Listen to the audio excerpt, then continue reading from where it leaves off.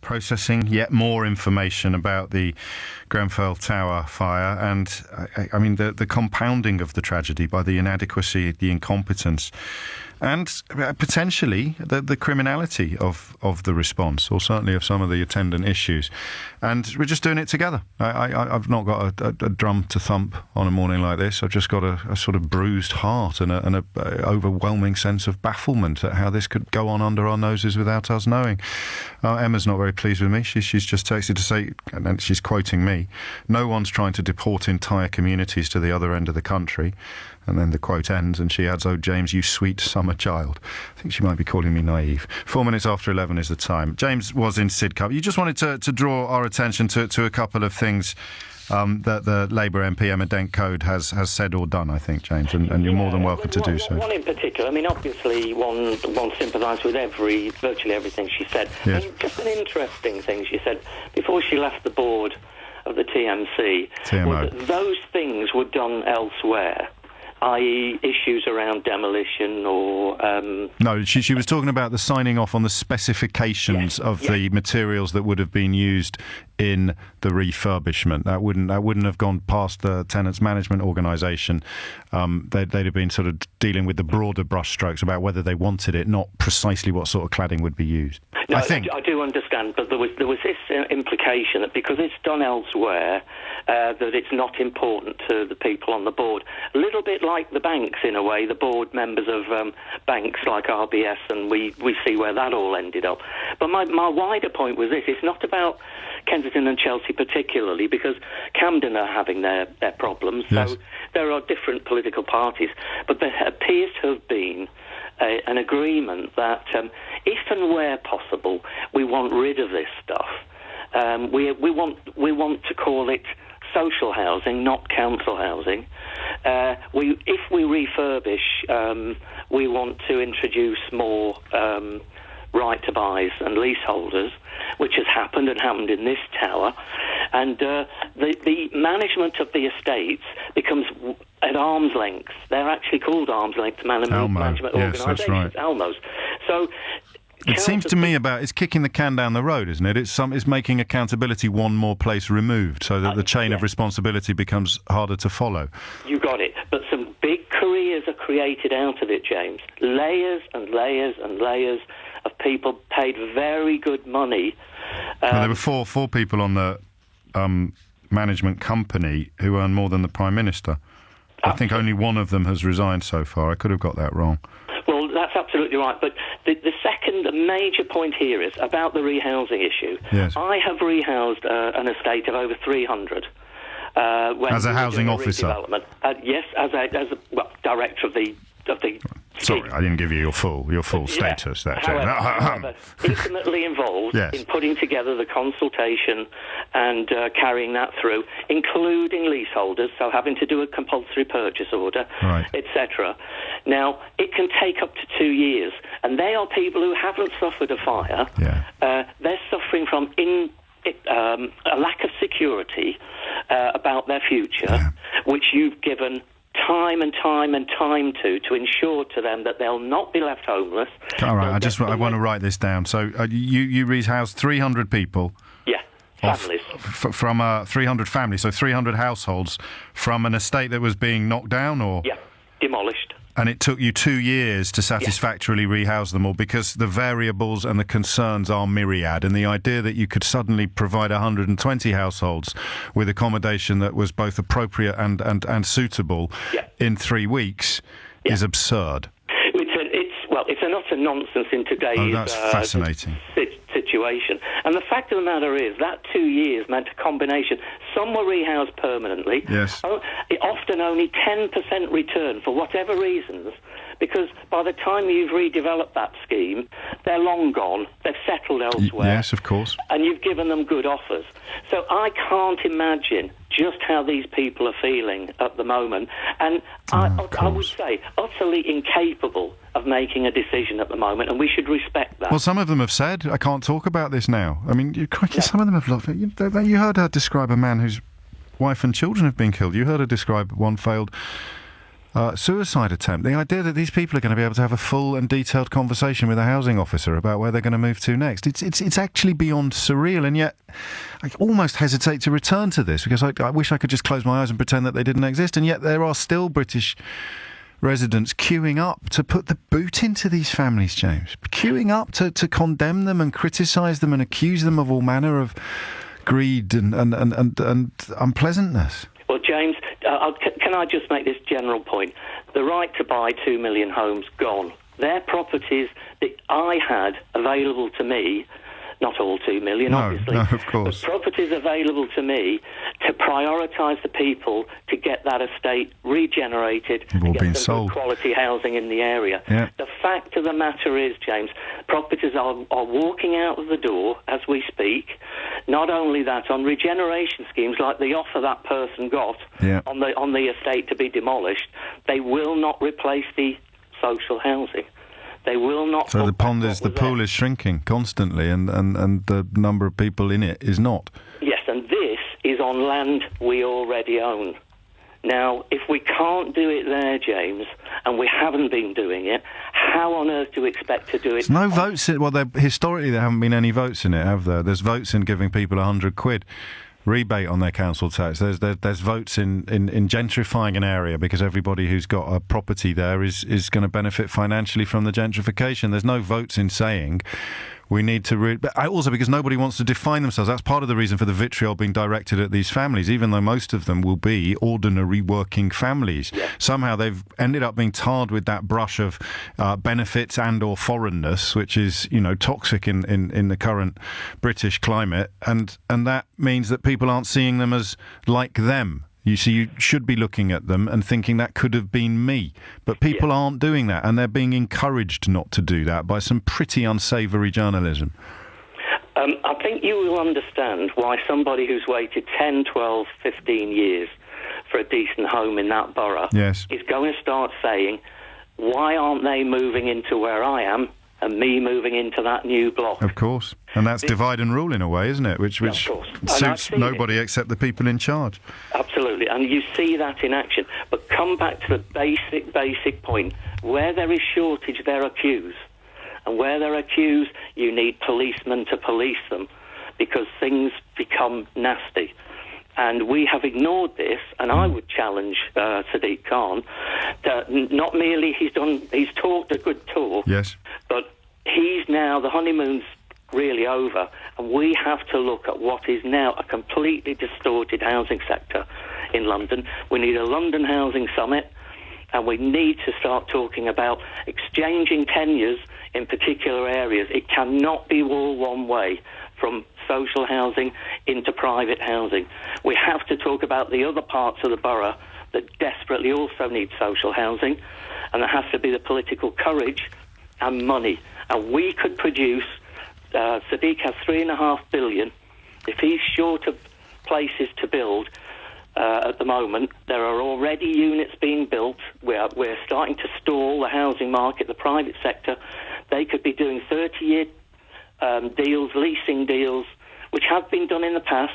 Now, it's not requisitioning, but it's political pressure to say we will not leave property empty. I hear you. I hear you. And that's the weirdest thing, perhaps, is that the numbers are the opposite of the narrative, because the numbers show, for the first time in generations, and I'm a little bit hesitant here, James, because you're clearly a lot better informed than I am on this issue, but the numbers for the first time in generations, I think probably for the first time since the Second World War, of people who are actually buying property are going down. So more and more people find themselves caught in the some whom are happy to be there, some of whom would rather not be there, but caught in the rental conundrum where in the private sector you're very often paying money to buy another property for a landlord lucky enough to have enough money to put down the deposit that you can't afford. So the numbers are going down of people who are on the winning side of this system, and yet the narrative is that all the people on the losing side are sort of swinging the lead or work-shy layabouts or feckless foreigners or whatever. It's quite bizarre when you see the numbers declining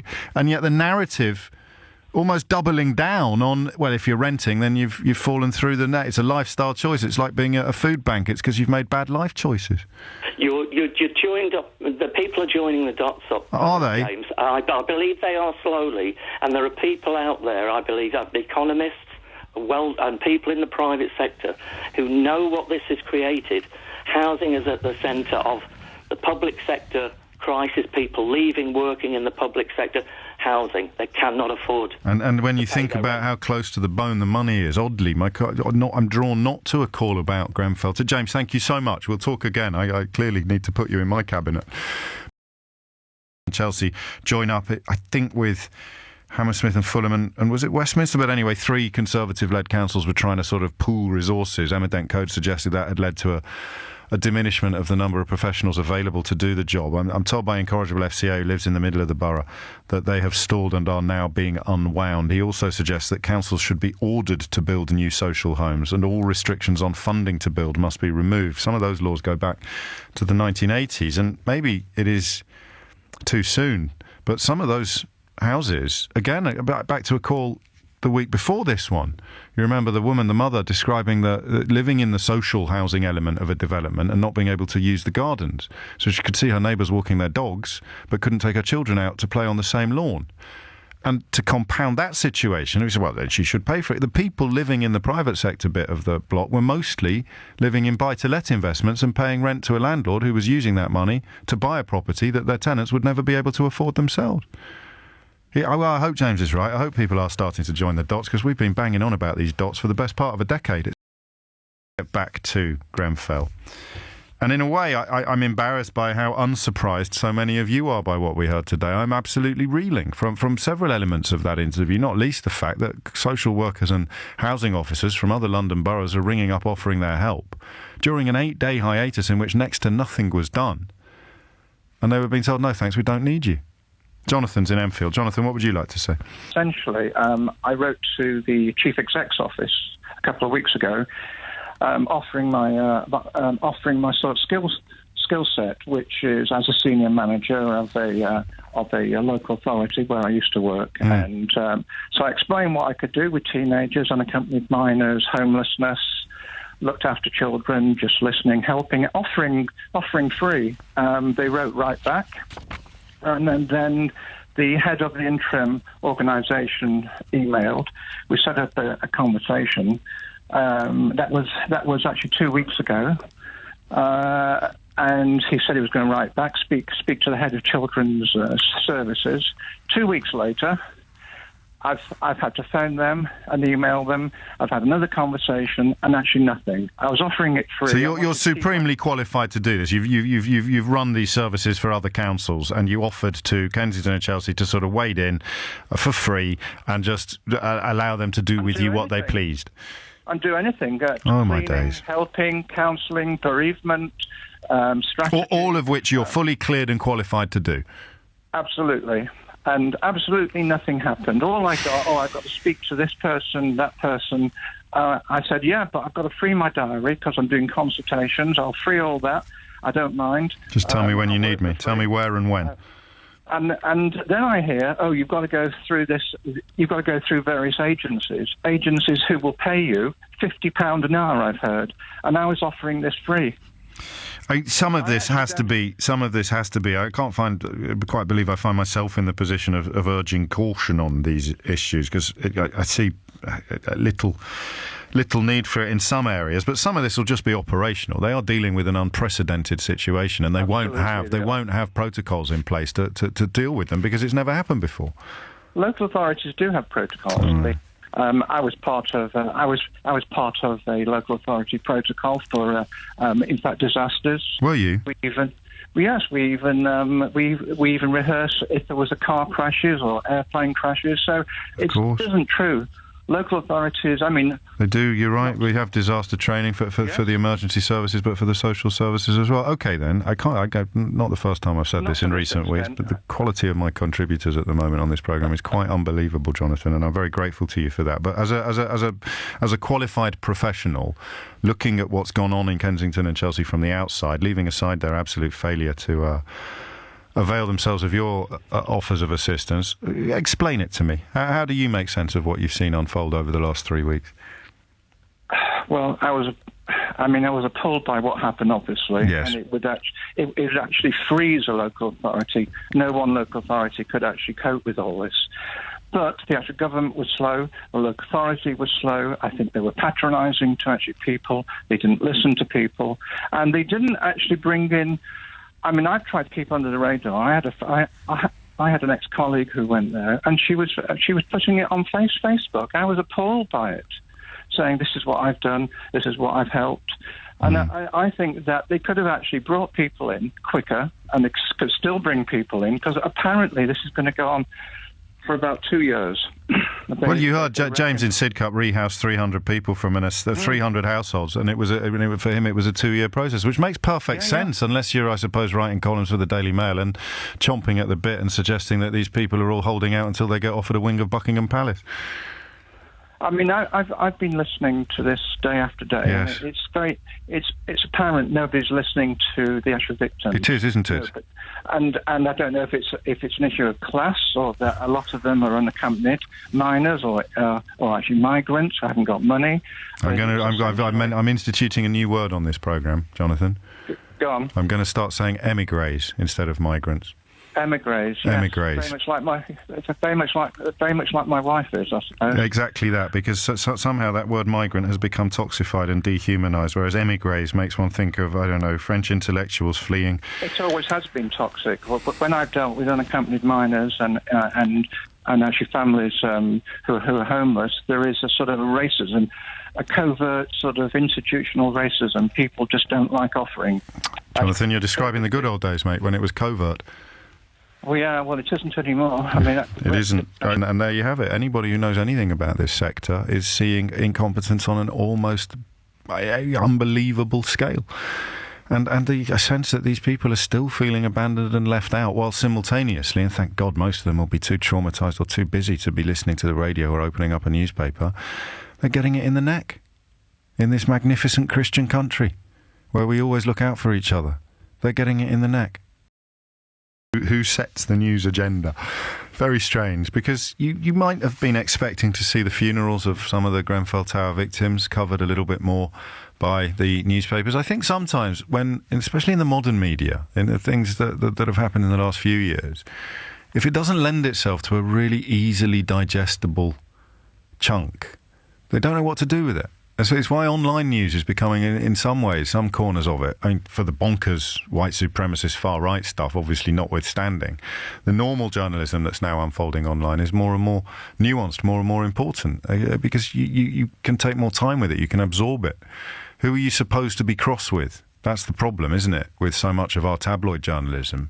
Who are you supposed to be cross with? And if the answer is perhaps a Conservative council or a Conservative policy, Conservative politician, they don't know what to do with the story. It's a shame, that. And it leaves the rest of us also floundering, because you sort of find yourself wondering on a day like today. A friend of mine who's Colombian was telling me that a little girl who was killed in the fire, she was buried on Tuesday, and the family remained completely in pieces, and they will be one of the families that hasn't yet responded to an offer of accommodation. So when you read about that family who've buried their little girl on Tuesday, you read about people, only 9 families have taken up their offer of a... They're talking about people like that. Do you know, I can't really deal with this now. I'm burying my daughter tomorrow. How dare they? That's what we're doing. It's not an opinion. That's what's happening when you allow really bovine, binary journalism to... when you believe that account of reality. And then that's why I think we get so knocked for six, when you shine a light into the truth rather than the simplified, appallingly simplified versions of the truth that are constantly built upon this model of who do we get cross with, who do we blame, who do we scapegoat, who do we hate today. And yesterday I could not believe my ears or my eyes when I saw the ease with which people that I will pass in the street, people that I will smile at and converse with, because you never know what's going on beneath the surface, but I could not believe my eyes and ears to see that I live in a society where people could be so easily persuaded to turn against survivors of the Grenfell Tower fire. An act of, even in these horrible times, ignorance and callousness being held up as qualities and values that we should all admire and vote for.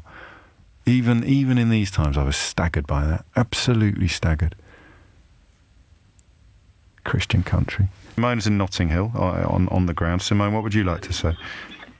Hi, good morning. Hi, Simone. I'm going to share fact, not opinion. Okay. And the fact is this. I was actually one of the first responders that arrived at the tower on that awful night, and I saw horrendous things that I would actually like to cancel out of my mind. Of course. But it's the weeks after, the days after, and the things I'm seeing on the social media sites, people talking and saying the most cruel things has really affected me, I think, greater than the fire. I know what you mean, although I don't have the memories of what happened that night burnt in my consciousness like you do.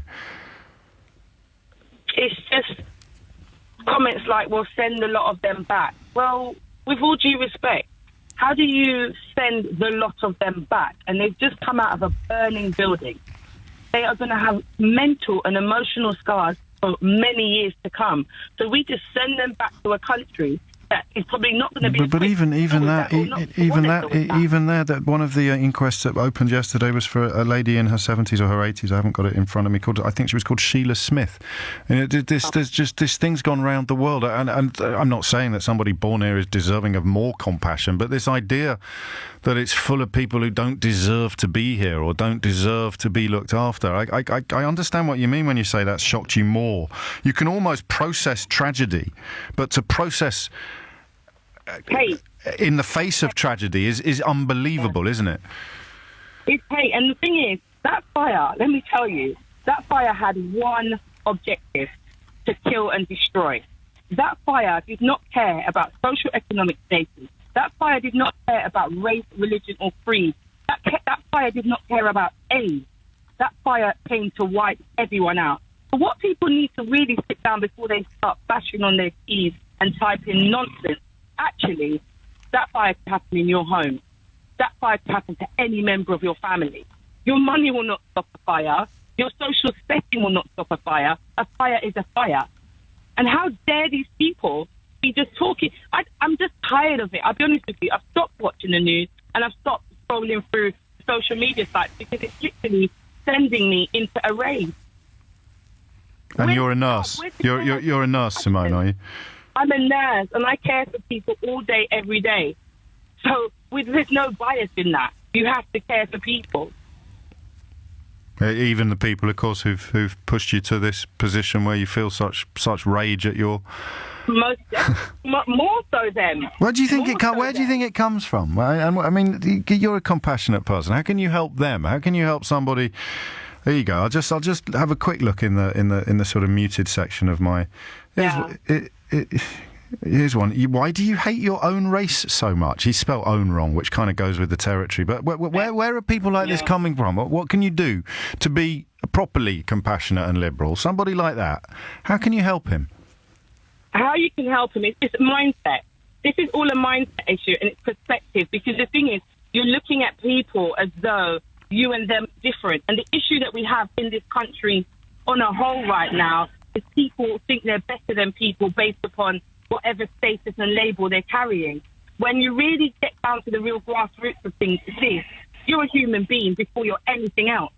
And unless you realise that people are human beings first and every other label second, you're never going to go forward in your life. You're never going to go forward because you're always going to believe this great sense of, I'm better than you. I'm a Christian. I go to church every Sunday. But guess what?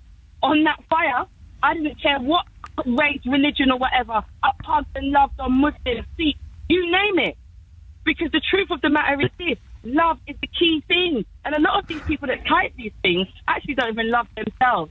That's what it is. Well, that's a reason to have sympathy, not necessarily to have just scorn. It's not just a question of loving yourself. It's a question of how much love you've been shown in your life, isn't it? You grow up surrounded by love, you find it very easy to feel it towards other people, even people you've never met. If you grow up with no love at all in your life, you want someone to blame for the emotional Gobi desert that passes for your conscience. You're right, but it's perspective again, because the truth of the matter is a lot of people have grown up not having love and not necessarily born with a silver spoon, but you try to do better as you get older. Your circumstances cannot define you. How can it? Because then we walk around with a world of messed up people. You have to realise that, okay, Mummy wasn't great, Daddy wasn't great, but actually, you know what? I want to be great. So you push forward and look for greatness. And I'd like the idea of you only dispensing your nursing to people whose status you approved of. It's the polar opposite of the thing that you're describing. So, Simone, thank you. And I mean, I know you're working in the NHS, but if you were, as you were there in the earliest response times, don't forget that you might need a little bit of help too. Do you get properly looked after in the NHS when you attend a scene like that? Do people make sure that you're coping with it? Yeah, I'm taken care of very well. I'm glad to hear it, because it's easy to forget.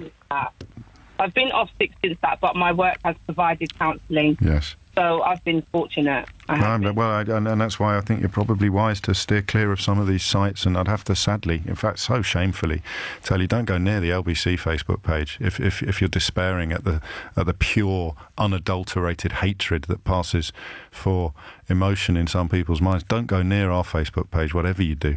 But I don't. I get it secondhand. I say to one of the lads, "Shall I have a look at that?" You better not. Well, sometimes the truth is complicated, and boring wouldn't be the right word. But if I'd been sent that Grenfell blog, I wouldn't have believed it. I'm so embarrassed to tell you that, but I just would have thought there must be some truth in it, but it's no way it's this bad. I still can't believe the bile and the hatred directed at people who have survived that fire. The Colombian little girl that I told you about a moment ago, who was buried, I think, on Tuesday. Her mum wasn't there because she was out cleaning. She was out doing one of her cleaning jobs. She gets a phone call on Monday saying, "We need to talk to you about where we're going to rehouse you." And now she gets a kicking for not being ready to have that conversation. Just think about that for a minute. Your little girl. I hate it when people do this, but I'm going to do it to you now. Your little girl just burnt to death. 12 years old. Burnt to death. You weren't there because you were out working, nights, cleaning. She's burnt to death. You get a phone call, they want to discuss your next housing arrangements with you. You're just not ready to do that yet. And it gets reported on this radio station, the newspapers, gets reported as somehow turning down offers. I don't know that I'd ever get out of bed again if that had happened to me, let alone be ready within days to have a detailed conversation about the security that I was desperate to provide for the remaining members of my family. But you put it through the lens of the modern British media, and it turns into some scrounging foreigner hanging on for a luxury flat. But don't forget, it's a Christian country.